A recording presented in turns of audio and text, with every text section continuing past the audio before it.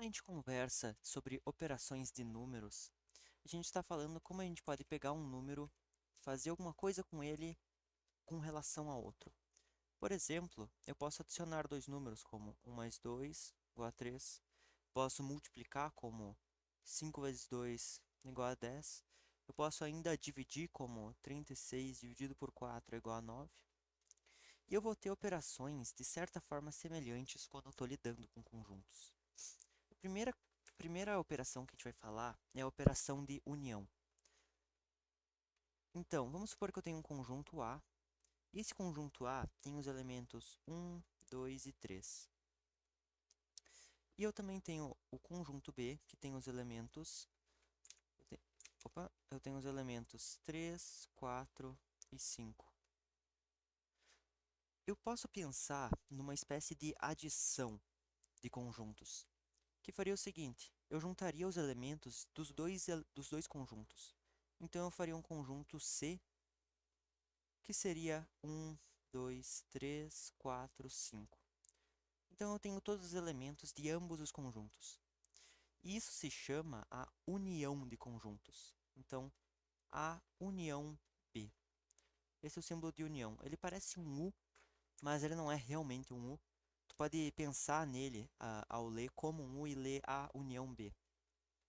Da mesma forma, ele não é um mais. Eu não poderia dizer, por exemplo, A mais B é igual a C, porque isso não faz sentido. Eu não consigo adicionar conjuntos. Eu posso fazer a união deles.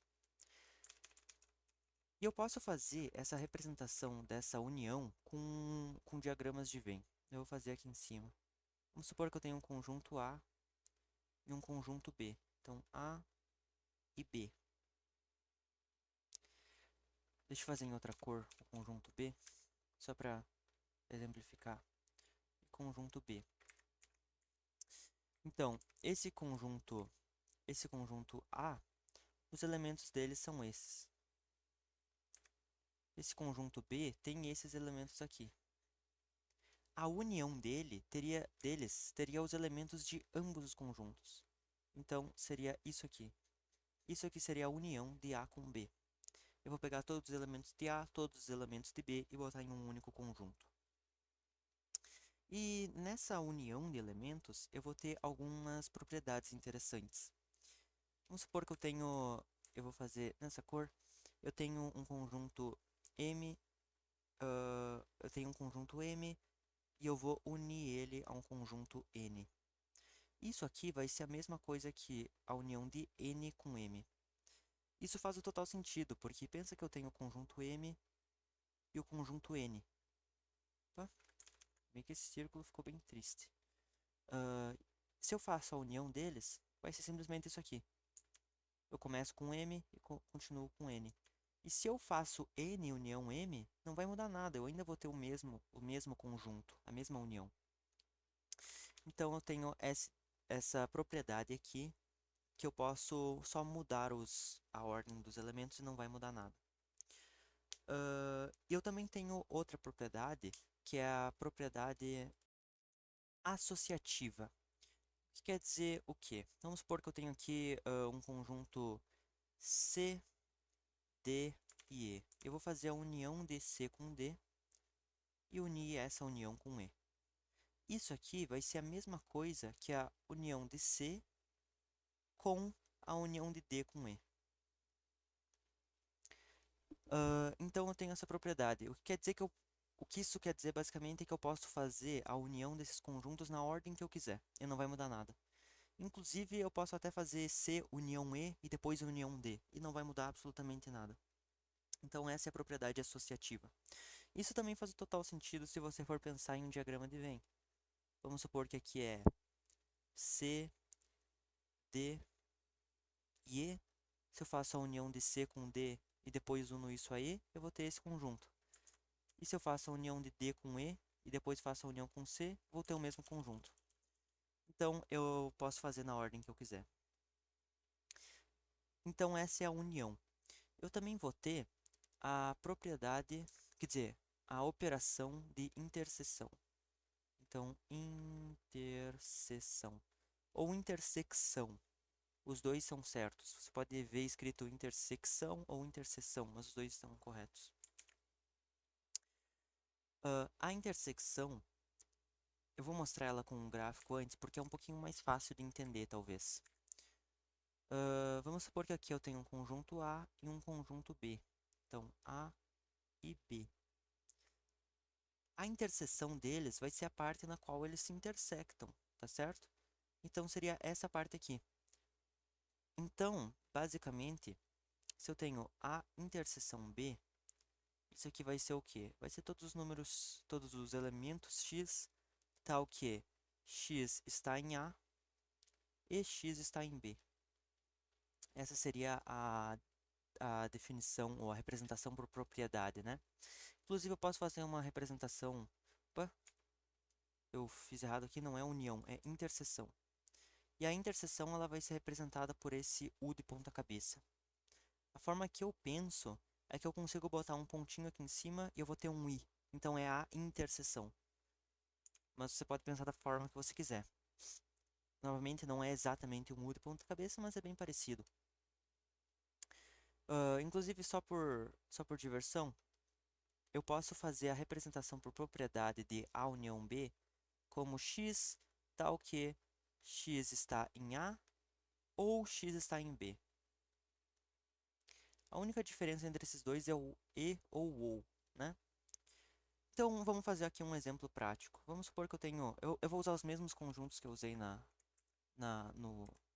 quando estava falando sobre uniões. A é igual a 1, 2 e 3.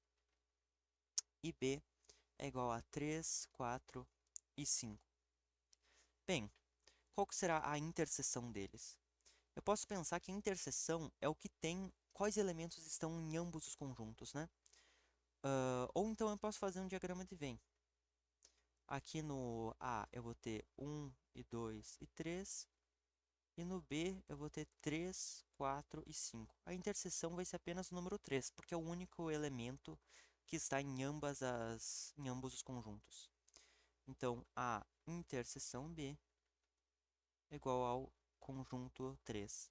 E vale ressaltar aqui, novamente, que isso aqui não é o número 3. Isso aqui é o conjunto que tem o número 3. E eu também tenho algumas propriedades interessantes na interseção. Da mesma forma que eu tenho na união, eu posso dizer que M interseção N é igual a N interseção M. Então, não importa a ordem que eu fizer. E eu também vou ter, isso aqui é a propriedade comutativa. Eu também vou ter a propriedade associativa, que se eu tenho M interseção N e interseção, não sei, J, isso aqui vai ser igual a M interseção N interseção J. Tá bom? Essas duas coisas aqui fazem total sentido desenhando um diagrama de Venn. Então, se eu faço M interseção N, vamos supor que isso aqui é N e isso é M, vai ser isso. E se eu faço N interseção M, ainda vai ser a mesma coisa. E se eu faço com 3 conjuntos ao mesmo tempo, esse aqui sendo J, M interseção N é isso, e interseção J vai ser o que está nessa interseção e também no conjunto J. Então, é só essa partezinha aqui do meio. E se eu faço primeiro N interseção J, eu vou ter essa parte aqui. E depois, se eu faço a interseção disso com M, eu vou ter o que está nessa interseção e nesse conjunto M, que é só essa partezinha aqui. Então, nos dois casos, eu vou ter o mesmo resultado. E apenas mais uma coisinha bem interessante. Vamos supor que eu tenho um conjunto C e um conjunto D. E esse D é subconjunto de C. Quer dizer, todos os elementos de D também são elementos de C. Então, se eu faço a interseção de C com D ou de D com C, os elementos que estão em ambos os conjuntos é exatamente todos os elementos de D. Portanto, se D é subconjunto de C, então D interseção C é igual a D. Essa é uma coisinha legal. Na próxima aula, a gente vai ver sobre diferença de conjuntos, que é um pouco mais simples até.